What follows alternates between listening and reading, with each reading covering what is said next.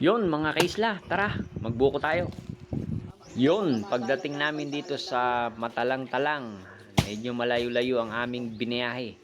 Kaya yun, umakyat agad si Brad Chris ng buko para makainom tayo. Dahil medyo Matibayong malayo makias ang Kriso. Masbate City mula dito sa Aroroy o dito mismo sa Matalang-Talang. Kaya masarap magbuko. Halos alas 10 na ng umaga yan.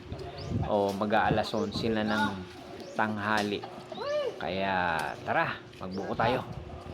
Yan, binuksan na agad ni Carlo yung buko na nakuha ni Brad Chris. Tamang-tama. Hindi siya matigas. Kumbaga, ano lang, yung malambot talaga. Kaya masarap ito. At talagang press na press galing sa puno. Ini, matamison. Matamis. Buko tayo, buko. Siram. After maubos ng sabaw, syempre, yung laman naman ang ating dadalihin. Napakatamis nung matamis yung sabaw dahil bagong kuha. At ito, kita nyo naman yung laman. Yan. Sarap. Sige, wala tayong kutsara, kaya gagawa tayo ng kutsara na galing sa balat ng nyog. Kakayodin natin to. At yan, ginagawa ni Brad Chris yung pangkayod natin. Di na makapag-antay. Dali-dali. Yun. Tara, kain tayo. Nakita nyo naman, lambot. Yan talaga ang buko na masarap. Hindi matigas. At pagpunta naman namin sa Tigbaw, nakakita uli kami ng mga buko. Bagong ani din.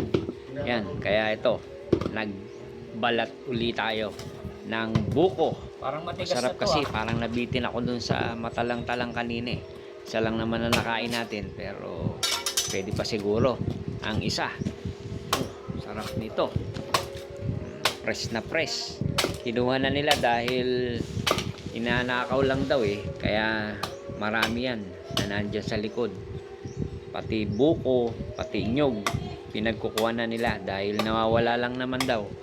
Kaya tara, magbuko ulit tayo. Buko juice. Ito lang ang kasarapan pagka nandito tayo sa maraming buko dito sa probinsya ng Masbate.